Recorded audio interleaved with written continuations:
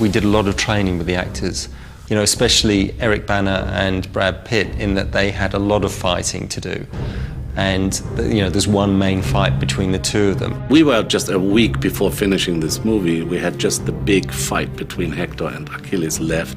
We want to do it at the very end so that all the other big scenes are out of the way. We can completely concentrate now on the physical part. So no character work anymore for the actors. And right when we were ready to do that, a hurricane came and destroyed almost all of the wall of Troy with the gate and everything. An unbelievable huge set. And the fight had to take place right in front of this wall. And we decided there's no other way than rebuilding the whole set again. It took weeks and weeks, of course. Hurricane came in, wiped out the wall of Troy. Plus, I got injured that weekend. So it was just not going to happen. Brad, funnily enough, tweaked his Achilles tendon. And with what he does in his fights, he does lots of jumps and lots of running. And obviously, if he can't walk, he can't really do it. And the doctor told him, you cannot work for weeks and weeks. I think we finished production sometime in September or so. Finally, Brad was ready to do this fight in the mid of December. And it worked. Well, in Shakespeare's terms, it's sort of the death of kings. It's the big moment. This is the monumental fight. Action. Even if we saw 50,000 already against 25,000, this between these two is the most spectacular and the most fascinating and frightening of them all. You see absolute rage versus someone of absolute respect. I've seen this moment in my dreams. The Hector character represents equality. He is under attack from someone who has pinned all his life's frustrations and anger on this one man, and he's going to make him pay. He's going to destroy him. There are no pacts between lions and men. The thing that's most exciting about it is it's the actors doing it.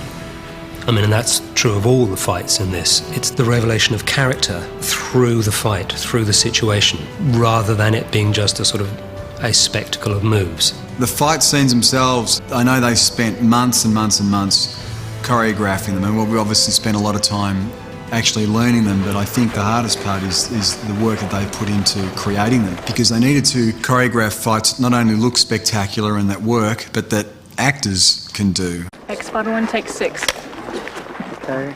And action.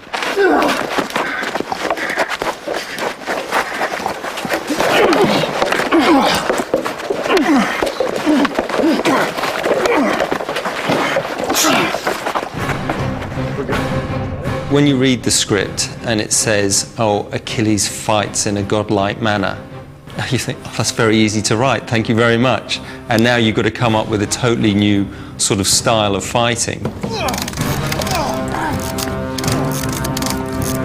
But I looked at all different styles of fighting. At that time I was working with Thai stunt people, so I got them to prepare a fight, so I looked at that. That obviously wasn't what we wanted, but there was bits in it that were good. We used Speed Skater as an image, Carl Lewis, the sprinter and long jumper, because in one of the first fights, he just moves and moves really quickly and with a great economy of action. It's not martial arts and it's not Matrix or Hong Kong Phooey at all, but we sort of used a bit of that just in his body reactions, say. He's always trying to lunge with the sword, but he uses it like a boxer in that he feints maybe with one hand while he brings in like an uppercut with the sword. And he'd always try and get in over the top of the other person's shield to try and bring the sword through the back of the neck. It was a real, Achilles showcase to show off his style of fighting. And Hector also show that he's totally skillful as well. And action.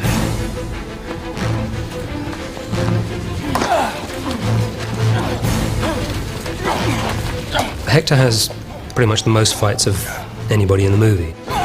Rather than having something like Achilles, which is very stylistic, his skills have been learnt through fighting. I like the fighting in this film because it's quite brutal and it's not like a martial art. There isn't an exact place to hit someone. But everything's a kill shot. Just know everything is a kill shot. Got it? The worst nightmare for any sort of fight choreographer is somebody getting hurt. Oh, shit. Got it? pretty much all fight choreographers will avoid doing any attacks directly to the face. So nothing in the 8x10 or the headshot, because you're going to change somebody's career. Obviously, we work with blunt weapons, but I mean, they would still hurt if they hit you. Eric got hit, he got a bloody nose once, which looked, it was good because it was the end of the fight. It wasn't good. No injury is good, but it was actually in character or in keeping with continuity. Essentially, you learn that you can never train too much because ultimately the shoots are very long, and to get through it mentally and physically, you do need to be fit. There's just no shade, and the sun is so intense, and then it's reflected off the ground as well because it's all this stone. And then there were days when I would see 200-pound grips just do a header. You know, it was not uncommon. If you see the fight, you just can't believe that these are actors who are doing it. They're not stunt men hiding somewhere and they do it for the actors. It's the actors. They can be very proud of it, and I am too, for them. And if you talk about blood, sweat, and tears, about the reality of a fight, that's one.